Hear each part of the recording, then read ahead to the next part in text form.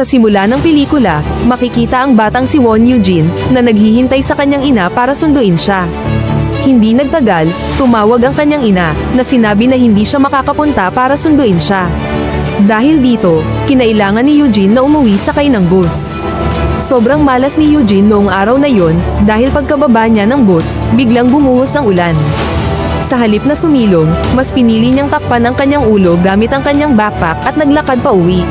Kalaunan, habang naglalakad, biglang huminto ang isang sasakyan malapit sa kanya at inalok siya ng lalaki na ihahatid na siya pa uwi.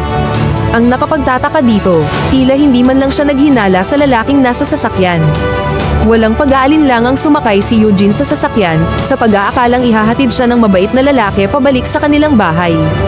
Sa kasamaang palad, hindi na siya nakauwi. Pagkaraan ng 10 araw, natagpuan ang bangkay ni Eugene sa isang pulang suitcase sa gilid ng ilog.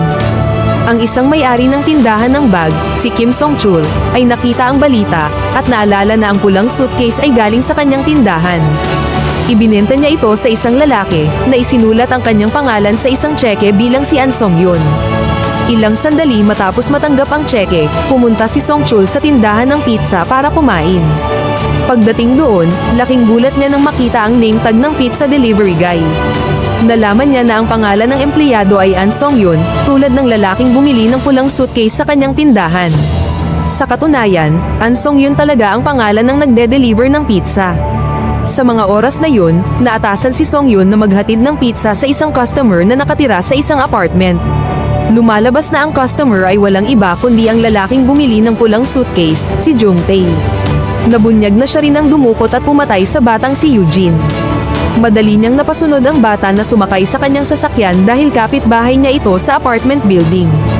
Samantala, naniniwala na ngayon si Song-chul na ang lalaking bumili ng kanyang pulang suitcase ay siya rin ang pumatay kay Eugene. Sa pagnanais na makatulong, nagpasya siyang tumawag ng pulis para ibigay sa kanila ang impormasyon, ngunit pinigilan siya ng kanyang asawa na pindutin ang call button.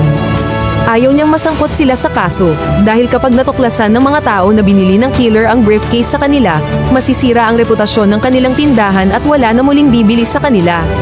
Nang marinig ito, sumang-ayon si Song-chul, at kinalimutan na ang kanyang plano na tumawag sa mga pulis. Samantala sa pizza shop, sa wakas ay nalaman na ni Song-yun ang tungkol sa pagpatay kay Eugene. Sa mga oras na yun, nagsuspecha siya na si Jung Tae ang killer. 10 araw bago ang insidente, nagkaroon ng murder case na may parehong modus, at palaging nag-o-order si Jung Tae ng pizza tuwing 10 araw. Ngunit ang dahilan kung bakit talaga siya pinaghihinalaan ni Song-yun ay dahil narinig niya ang ilang kakaibang ingay mula sa apartment ni Jung Tae noong huling nag-deliver siya ng pizza sa kanya. Pagkatapos ay sinabi ni Song-yun ang kanyang hinala sa kanyang boss, ngunit tumugon lang ang lalaki na huwag itong masyadong isipin. Kasabay nito, ang stepmother ni Eugene na si Song Kyung-hee ay nalulungkot pa rin sa pagkamatay ng kanyang stepdaughter. Nakukonsensya siya sa hindi niya pagsundo kay Eugene noong gabi ng pagdukot. Pakiramdam niya ay laging dumadalaw sa kanya ang espiritu ni Eugene, na nagresulta para matakot siya na maging mapag-isa sa bahay. Gayunpaman, hindi naniniwala ang kanyang asawa sa kanyang mga kwento at pinagbawalan din siya nito na banggitin ang pangalan ni Eugene. Samantala, pinaghinalaan ng pulisya ang isang loan shark na nagngangalang Ma Dong-suk bilang ang suspect sa pagpatay kay Eugene, at dinala nila siya sa police station para sa karagdagang pagtatanong. Ngunit sa huli, napilitan silang palayain siya dahil sa kawalan ng ebidensya. Ang dahilan kung bakit pinaghinalaan ng pulisya si Dong-suk ay dahil isa siyang malupit na loan shark na sinubukang pahirapan ng kanyang tiyuhin dahil lang sa late niyang binayaran ang kanyang mga utang. Pagkabalik mula sa istasyon ng pulisya, nagpasya si Dong-suk na bumalik sa kanyang apartment at natuklasan na ang parking spot na karaniwan niyang ginagamit ay kinuha ni Jung Tae. Sa sobrang galit, dinuraan niya ang windshield ng sasakyan, bago pumunta sa apartment ni Jung Tae at inutos sa kanya na alisin ang sasakyan sa kanyang parking spot.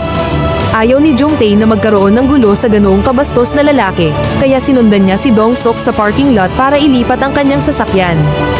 Gayunpaman, nang matuklasan niya na dinuraan ni Dong-suk ang windshield ng kanyang sasakyan, humingi siya ng paliwanag kung bakit niya ito ginawa. Bilang tugon, dinuraan muli ni Dong-suk ang kanyang windshield at inutos sa kanya na ilipat ng mabilis ang kanyang sasakyan. Nang makitang nababalot ng tato ang braso ni Dong-suk, si Jung Tae ay hindi nangahas na makipagtalo at agad niyang inalis ang kanyang sasakyan mula sa parking spot ni Dong-suk. Sa sumunod na eksena, nalaman ng isang security guard ng apartment na hindi wasto ang pagtapon ni Jongtae ng basura. Kaya naman, habang dala ang garbage bag, pumunta siya sa apartment ni Jongtae at pinagsabihan siya kung paano ang wastong pagtapon ng basura. Gayunpaman, hindi pinansin ni Jongtae ang security guard at sinabihan lang siya na umalis. Sa pagkainis sa kanyang pakikitungo, binuksan ng security guard ang garbage bag sa harap mismo ng pintuan ni Jongtae at planong ihagis sa kanya ang laman nito. Ngunit laking gulat ng security guard nang makita ang laman ng garbage bag na nabunyag na ang school uniform ni Eugene. Sa sandaling yun, dumungaw si Jongtae mula sa pintuan at nang makitang natuklasan na ng security guard ang kanyang sikreto, agad niya itong inatake at kinaladkad siya papasok sa kanyang apartment. Kinabukasan, bumalik si Jongtae sa tindahan ng bag para bumili ng 2 suitcase na kapareho ng sukat ng huli niyang binili. Samantala, ang pagkawala ng security guard ay ikinabahala ni Pyo Jong-rok, ang kanyang kapwa security officer, at ni Taesun, ang apartment manager. Inutos ni Taesun kay Jong-rok na suriin ang isa sa mga apartment na ang water bill ay labis na tumaas kamakailan. Lumalabas na ang may problemang apartment na yun ay walang iba kundi ang apartment ni Jongtae. Natural lang na tumaas ang kanyang water bill dahil marami siyang ginamit na tubig para linisin ang dugo ng kanyang biktima. Sa mga oras ding yun, nililinis niya ang dugo ng security guard na nabunyag na kapapatay lang niya.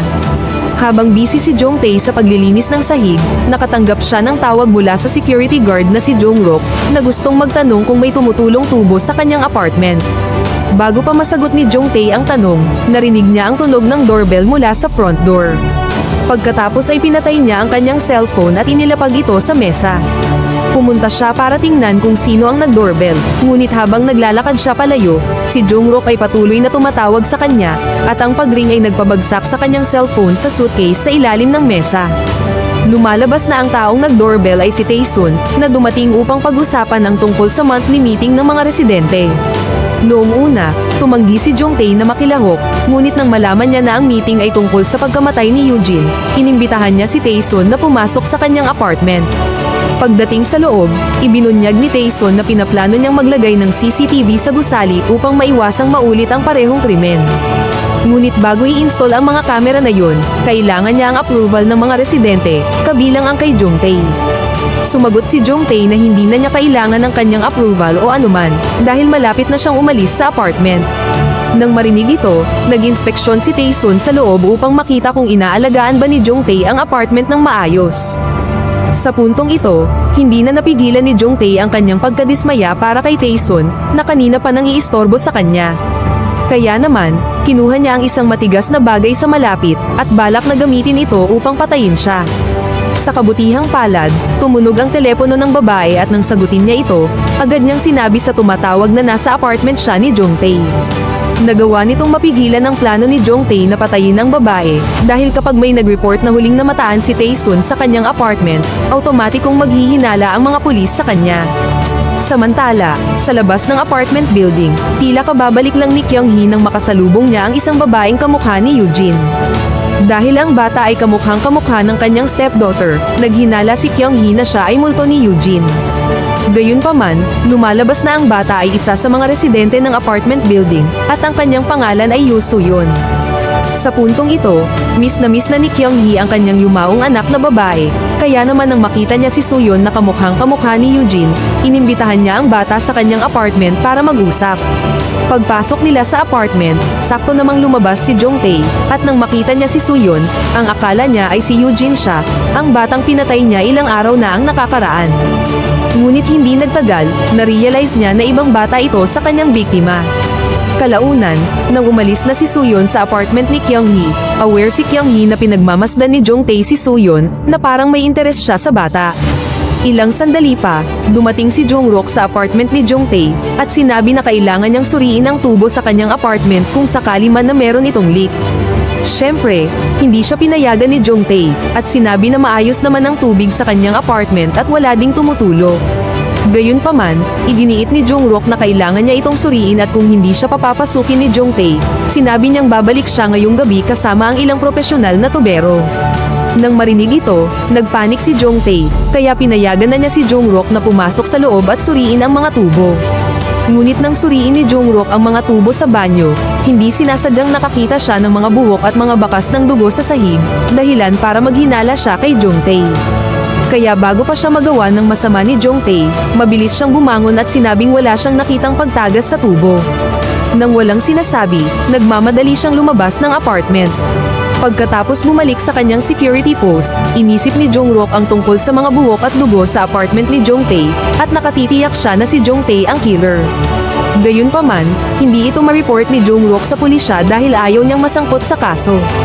Dito nabunyag na si Jungrook ay isang fugitive at 5 buwan na lang ang kailangan niya bago maubos ang kanyang statute of limitation. Dahil dito, mas pinili niyang manahimik. Pagkalipas ng ilang araw, bumalik si Dong-suk para lang malaman na muling ginamit ni Jongtae ang kanyang parking spot. Sa pagkakataong ito, napuno na siya. Hinampas niya sa ulo si Jongtae gamit ang kanyang tsinelas para bigyan siya ng leksyon na wag na muling kunin ang kanyang parking spot. Sa takot, humingi ng tawad si Jongtae kay Dong-suk at nangakong hindi na niya uulitin ang kanyang mga pagkakamali. Ngunit sa sandaling umalis si Dong-suk, isinumpa siya ni Jongtae at nangakong maghihiganti sa kanya. Ngunit bago maghiganti, kailangan na muna ni Jongtae na maghanap ng trabaho. Nagkataon namang nakakita siya ng bakante para sa isang raid job. Nang tanungin siya ng kanyang magiging boss tungkol sa kanyang numero, napagtanto ni Jongtae na nawawala ang kanyang telepono. Dahil dito, nagmamadali siyang umuwi, at dito na niya na-realize na nasa isang selyadong suitcase ang kanyang telepono. Ang masama pa, hindi niya ito mabuksan dahil hindi niya alam ang kombinasyon. Para humingi ng tulong, tinawagan niya si Songchul para tanungin ang combination number. Sinabi sa kanya ni Songchul na ang kombinasyon ay 30. Gayunpaman, hindi siya pinaniwalaan ni Jongtae dahil sinubukan na niya ang kombinasyon noon at hindi ito bumukas. Ngunit sa sandaling yun, biglang nakaisip ng magandang ideya si Jongtae. Maaari niyang gamitin ang pagkawala ng kanyang telepono para ma-set up si Dong-suk. Dahil dito, sinadya niyang maghanap ng problema kay Dong-suk at hinamon siya sa isang away. Nagdala siya ng isang pamalo, at sadyang binitawan ito nang sapakin siya ni Dong-suk. Kinuha ni Dong-suk ang pamalo at pagkatapos ay ginamit ito para bugbugin si Jongtae. Sa ganoong paraan, ang mga fingerprint ni Dong-suk ay nakadikit na sa pamalong yun, at maaari siyang i-frame ni Jongtae bilang ang killer dahil ang pamalong yun ang sandata na ginamit niya upang patayin ang kanyang mga biktima. Sa sumunod na araw, nalaman ni Jongtae ang numero ng telepono ni Dong-suk, bago pumunta kay Songchul at hiniram ang kanyang telepono. Gamit ang telepono, tinawagan niya ang telepono ni Dong-suk at pinatay ang linya bago pa niya masagot ang tawag. Kinagabihan, dinukot ni Jongtae si Songchul at inilagay ang pamalo sa kanyang tindahan ng bag. Tila gumana naman ang tactics na ito dahil sa sumunod na araw, inaresto ng pulisya si Dong-suk sa mga kaso ng pagkidnap kay Songchul. Bilang ebidensya, natuklasan ng pulisya na tinawagan ni Songchul si Dong-suk bago siya mawala, at nakakita rin sila ng pamalo na may mga fingerprint ni Dong-suk. Ngayong nahuli na si Dong-suk, sinimulan na ni Jongtae ang pagbuntot kay Suyon, at nilayong gawin siya na kanyang sunod na biktima. Gayunpaman, alam ni Kyung-hee at Jong-rook na pinagmamasdan ni Jongtae si Suyon mula sa malayo. Kaya naman, nang dumaan si Suyon sa security post, binalaan siya ni Jong-rook na mag-ingat at huwag umuwi ng mag-isa. Samantala, habang nakakulong si Songchul sa apartment ni Jongtae, na-realize niya na nasa suitcase pa rin ang telepono ni Jongtae. Kaya naman, binuksan niya ang suitcase, at ginamit ang telepono ni Jongtae para humingi ng tulong. Sa kasamaang palad, lubat na ang telepono, kaya tinawagan niya ang pizza delivery guy na si Songyon.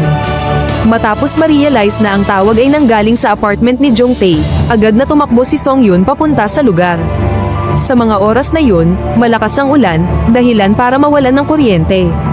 Nang makakita ng pagkakataon, ginamit ni Dong-suk ang kadiliman upang makatakas sa police station at bumalik sa apartment building, nagnanais na maghiganti kay Jongtae para sa pag-set up sa kanya.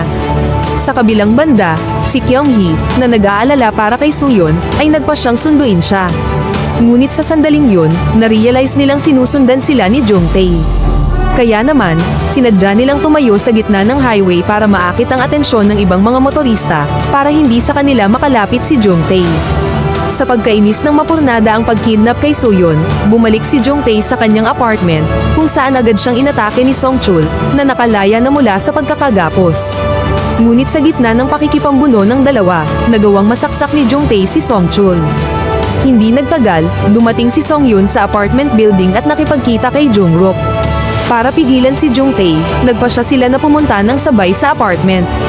Ang plano ay para kay Song Yun na magpanggap na magde-deliver ng libreng pizza kay Jungtae, at kapag bumukas ang pinto, papasok si Jungkook sa loob at aatakihin si Jungtae.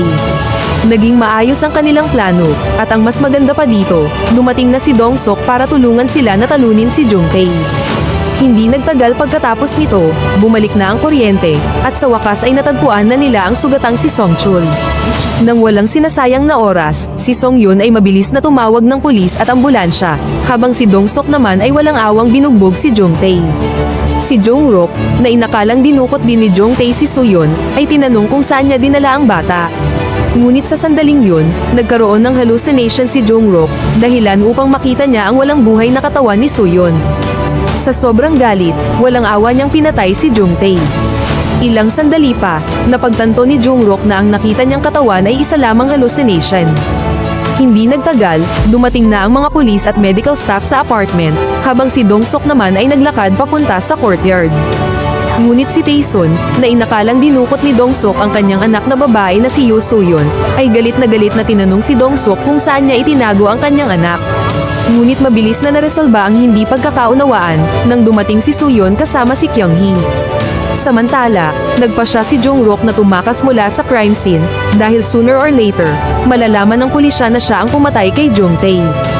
Sa huling eksena, makikita si Kyung-hee na natanggap na ang pagkamatay ng kanyang anak na babae, habang si Songchul naman ay binuksan na muli ang kanyang tindahan pagkatapos niyang makarecover mula sa kanyang mga sugat.